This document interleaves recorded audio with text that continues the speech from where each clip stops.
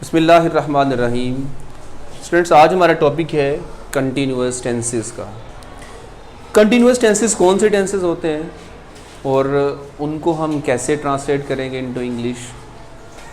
तो याद रखें कि ऐसा टेंस जिसमें कोई काम अभी हो रहा हो, काम उसमें कंटिन्यू होता है। क्या होता है? काम अभी जारी होता है, वो काम अभी ख़त्म नहीं हुआ। वो काम, वो उस टेंस का वो जो वक्त है ना, उस ज़माने में, यानी कि उस टेंस का जो टाइम है, उस टेंस के अंदर जो काम है, वो काम अभी चल रहा है, वो चलता होता है, उसको कहते हैं कंटिन्यूअस टेंस। काम का जारी होना। फॉर एग्ज़ाम्पल, आप कोई भी काम, आप कहते हैं आप टेंसेस सीख रहे हैं, तो इसमें काम अभी हो रहा है, कोई काम हो रहा है, अभी कुछ हो रहा है ना, अभी ये स्टॉप हो गया हुआ है। सीख रहे हैं, अभी काम अभी चल रहा है, अभी कंटिन्यू है। ठीक है। आप नमाज अदा कर रहे हैं, नमाज अदा की जा रही है, अभी काम चल रहा है। हम खाना खा रहे हैं, इसमें काम अभी, खाना खाने वाला जो काम अभी हो रहा है। बच्चे सो रहे हैं, इसके अंदर एक काम हो रहा है, और वो क्या है? सोने वाला काम।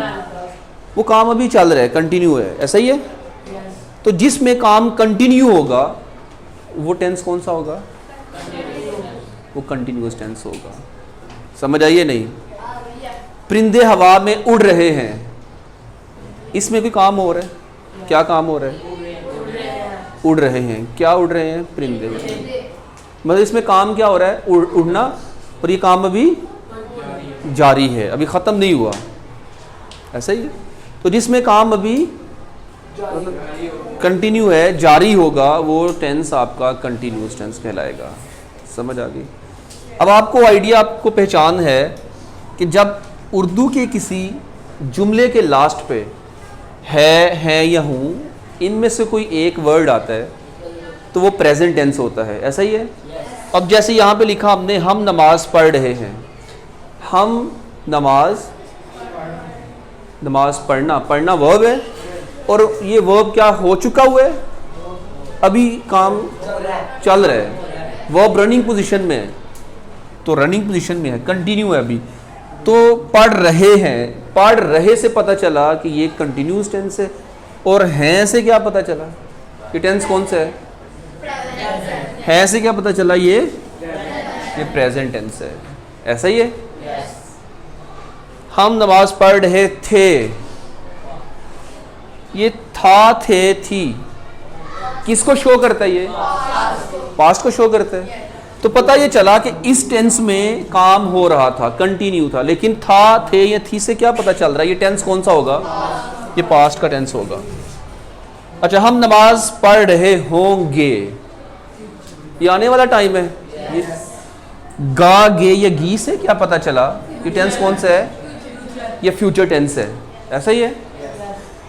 तो यहां भी देखें, काम कंटिन्यू है, पढ़ रहे होंगे, यहां भी काम कंटिन्यू है, काम जारी है। नमाज पढ़ रहे थे, हम नमाज पढ़ रहे हैं, यहां भी काम कंटिन्यू है। तीनों टेंसेस में काम क्या है? कंटिन्यू है, जारी, काम हो रहा है। बच्चे भाग रहे हैं, इसमें भागना क्या है? काम है। तो ये काम हो रहा है, अभी भाग रहे हैं। ठीक है। अच्छा, यहां से है से क्या पता चल रहा है? ये प्रेजेंट, काम भी हो रहा है। तो ये टेंस क्या बना? ये प्रेजेंट कंटिन्यूस बन जाएगा। अंडरस्टैंड? थे से पता चल रहा है ये पास्ट की बात हो रही है, गुजरा हुआ टाइम। और पढ़ रहे हैं, इस टेंस में काम हो रहा है, तो हो रहा है काम कंटिन्यूस। और था से क्या पता चला? पास्ट। तो कौन सा टेंस बन गया? Past continuous. अंडरस्टैंड? गा, गे या गी से पता चला ये फ्यूचर है, और इसमें भी काम अभी। तो क्या पता चला? ये कौन सा होगा? Future continuous. अंडरस्टैंड? आप तो टेंस पहचान लेंगे ये टेंस कौन सा है। अब मुझे ये बताएं, ये कौन सा टेंस होगा? मैं अपने भाई के साथ मार्केट जा रहा था। पास्ट कंटिन्यूअस है ना, जा रहा था, पास्ट कंटिन्यूअस टेंस है, ठीक है। और था इसमें आ गया, पास्ट शो करता है, जा रहा, ये किसको शो कर रहा है, काम हो रहा है, अंडरस्टैंड। अच्छा, अब इनके हेल्पिंग वर्ब्स हैं मतलब प्रेजेंट कंटिन्यूअस के जो हेल्पिंग वर्ब्स हैं वो हैं इज, एम और इस टेंस में जो हेल्पिंग वर्ब यूज होने हैं ना प्रेजेंट कंटिन्यूअस के, कौन से हैं, पास्ट के, फ्यूचर के। फ्यूचर का विल और शेल होता है, लेकिन इस टेंस में लिंकिंग वर्ब के तौर पे बी हम इसमें साथ यूज करेंगे, अंडरस्टैंड। अब देखें कि इज कहाँ यूज होना है, एम कहाँ यूज होना है, आर कहाँ यूज होना है, ये एक पॉइंट है, ठीक है। अच्छा, फॉर्मूला क्या होता है, पहले फॉर्मूला समझ लें। हमने पहले भी टेंसेस पढ़े हैं ना, परफेक्ट टेंसेस। फॉर्मूला ये होता है, सबसे पहले हम सब्जेक्ट लगाते हैं, सबसे पहले सब्जेक्ट के बाद हेल्पिंग वर्ब लगाते हैं, फिर उसके बाद अगर ऑब्जेक्ट है तो लगा दें, सम टाइम नहीं होता तो फिर नहीं लगाते हैं ऑब्जेक्ट। क्लियर, ठीक हो गया। अच्छा, इसमें हम नमाज पढ़ रहे हैं, सब्जेक्ट क्या है, हम। काम कौन कर रहा है, काम करने वाला सब्जेक्ट होता है, काम करने वाला सब्जेक्ट होता है। यहाँ पे हम काम कर रहे हैं, हम कुछ कर रहे हैं, हम कर क्या रहे हैं, पढ़ रहे हैं। काम क्या है इसमें, पढ़ना काम है ना, ये सब्जेक्ट है, और पढ़ना क्या होगा, वर्ब हो जाएगा, काम। और पढ़ क्या रहे हैं, नमाज, ये ऑब्जेक्ट हो जाएगा। तो सबसे पहले क्या लगाना है, सब्जेक्ट। हम सिंगुलर है या प्लूरल है, आपने पढ़ा हुआ है सिंगुलर सब्जेक्ट और प्लूरल सब्जेक्ट। हम प्लूरल है, और प्लूरल के साथ हम प्रेजेंट में से कोई हेल्पिंग वर्ब अगर लेंगे तो कौन सा लेंगे, अगर सिंगुलर होता, अगर ही, शी, इट एक बात किसी एक का नाम होता तो फिर इज आता, और एम सिर्फ आई के साथ आता है। हेल्पिंग वर्ब अगर तो आई है ना प्रेजेंट में, तो इसके साथ जो हेल्पिंग वर्ब आना है वो, अंडरस्टैंड। सिंगुलर सब्जेक्ट है तो ही, अगर ही, शी या इट या कोई एक सिंगल नेम है तो उसके साथ इज, क्या हो गया, सिंगुलर के लिए इज, आई के साथ, और अगर प्लूरल सब्जेक्ट्स हैं फिर आर आएगा, अंडरस्टैंड। इसी तरह सिंगुलर सब्जेक्ट पास्ट की बात करें तो सिंगुलर के लिए वाज आता है, प्लूरल के लिए वाज आता है। सब्जेक्ट अगर सिंगुलर है तो, सब्जेक्ट अगर प्लूरल है तो, यहाँ प्लूरल सब्जेक्ट है, अब फिर वाज आएगा या वर आएगा। अच्छा, यहाँ पे विल एंड शेल है। विल एंड शेल क्या है, ये सिंगुलर प्लूरल का कोई कंसेप्ट नहीं है। पहले पढ़ा हुआ ना हमने कि जब आप फ्यूचर टेंस में आएंगे तो वहां पे सिंगुलर प्लूरल का कोई कंसेप्ट, यहां पे जस्ट क्या है कि आई और वी है तो आई या तो शेल, अगर आई वी नहीं है तो, जैसे यहां पे क्या है, हम की इंग्लिश क्या होती है, वी, तो वी के साथ बाकी आप क्या देखते रहेगा। क्लियर। एक सेंटेंस हम देखते हैं, हम नमाज पढ़ रहे हैं, वी सब्जेक्ट है, वी सब्जेक्ट है ना, इसके साथ हेल्पिंग वर्ब क्या आएगा, यस, हम सिंगुलर में है, इधर है अपना प्रेजेंट में है। कैसे पहचाना ये प्रेजेंट है से पहचान की है ना, ये प्रेजेंट है।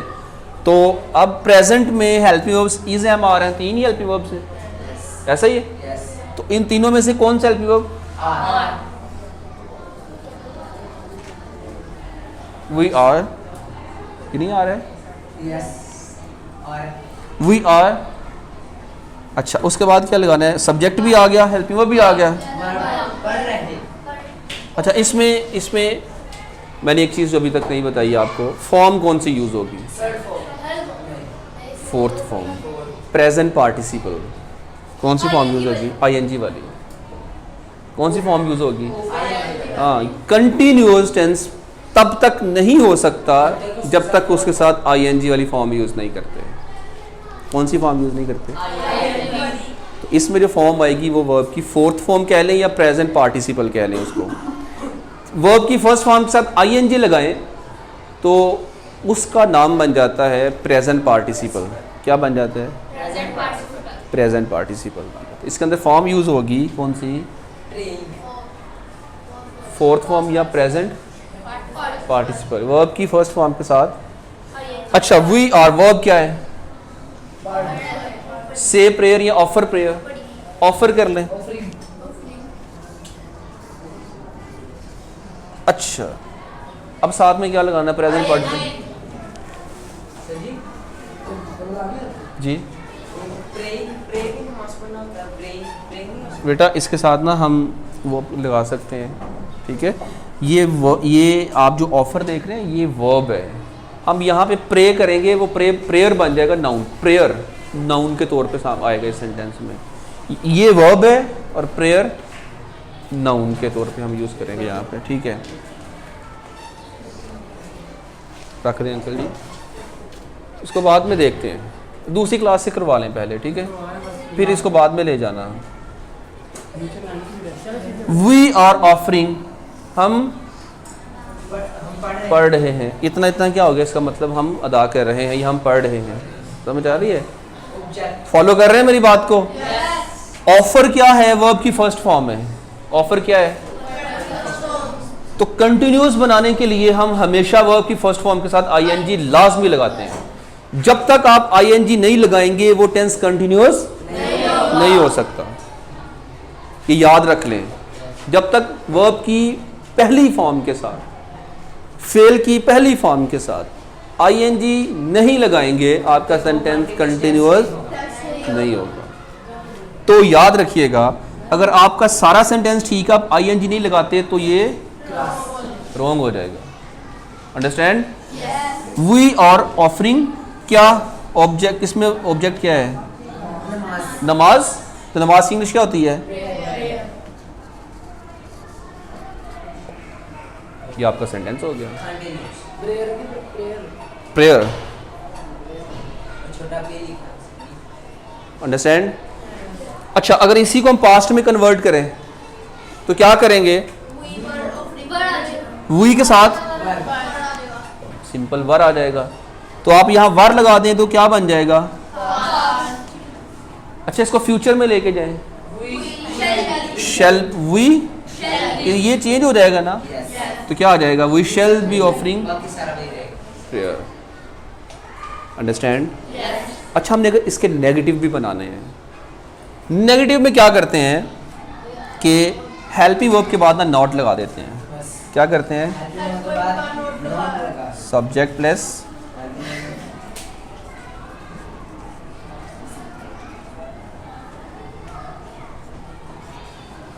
वर्ब की फर्स्ट फॉर्म के साथ आईएनजी प्लस वर्ब की हेल्पिंग वर्ब के बाद क्या लगाते हैं? तो भाई वी और यहाँ हम क्या करेंगे? We are not. Understand? Clear? अच्छा, अगर आप ये कहें कि इसका इंट्रोगेटिव बनाना है, इंट्रोगेटिव में क्या करेंगे? भाई सिंपल क्या करेंगे? फॉर्मूला क्या हो जाएगा? इंट्रोगेटिव का फॉर्मूला ये हो जाएगा कि ये हेल्पिंग वर्ब है ना, ये हम यहाँ लगा देंगे और यहाँ पे सब्जेक्ट आ जाएगा। मतलब उनकी हम पोजीशंस को चेंज कर देते हैं। सिंपल रूल है बस। क्या करते हैं? यानी कि इंट्रोगेटिव में क्या करेंगे? इसको मतलब ये उठेगा, इसका पीछे आ गया, फिर यहाँ क्या हो जाएगा? फिर बिग इंट्रोगेटिव। जो WH फैमिली है, जो WH फैमिली है, जो बड़े अल्फाज जिसे हम बोलते हैं, बिग इंट्रोगेटिव वर्ड्स होते हैं, क्वेश्चन वर्ड्स के साथ जो आते हैं, वो कौन से हैं? व्हेन है, व्हाट है, वेयर है, हु है, ठीक है, हुज है, हाउ है, ये जितने भी इस तरह के वर्ड्स आते हैं ना, होम है, इन विच है, ठीक है, हाउ मैनी है, तो हाउ मच, ये जितने भी वर्ड्स हैं ये बिग इंटरोगेटिव, तो ये क्या करेंगे, सिंपली इनसे पहले लगा देंगे, हेल्पिंग वर्ब से पहले। किससे पहले? ये देखिए मैं आपको यहाँ पे बता देता हूँ।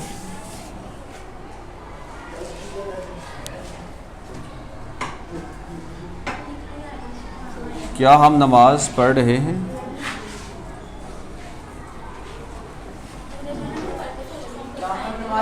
अब हेल्पिंग वर्ब को पहले ले आएंगे, क्या करेंगे? Are we offering prayer? Yes, और We offering prayer?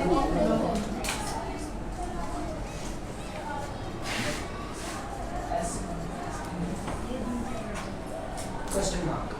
इजी है। Yes. क्या हम नमाज पढ़ रहे हैं? Are we offering prayer? Big interrogative करें, ये देखें। अच्छा, हम नमाज कहाँ पढ़ रहे हैं, इतना कर लें। हम नमाज मस्जिद में भी हो सकती है, घर में भी हो सकती है, कहीं भी। अब कहाँ की इंग्लिश क्या होती है? ये helping verb से पहले है. वेयर होती है, तो WH फैमिली, बड़ा सवाल लिया। जब ये वर्ड आ जाएगा ना, WH फैमिली वाले कोई भी अल्फाज आते हैं, अब क्या करेंगे?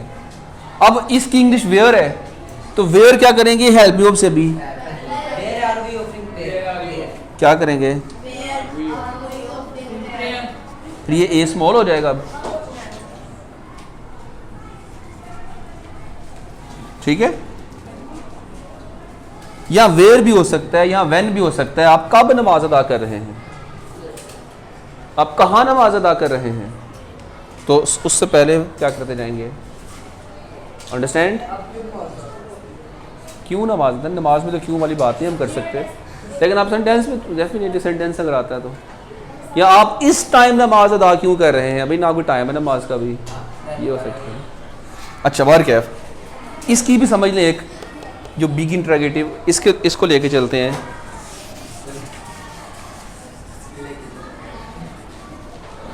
ये देखें, क्या हम नमाज अदा कर रहे होंगे? क्या अब क्या करेंगे इसको? विल या शेल? शेल, वी, ये बी जो है ना, क्योंकि क्या था, वी शेल भी था, ऐसा ही था ना, we shall be offering prayer. Yes.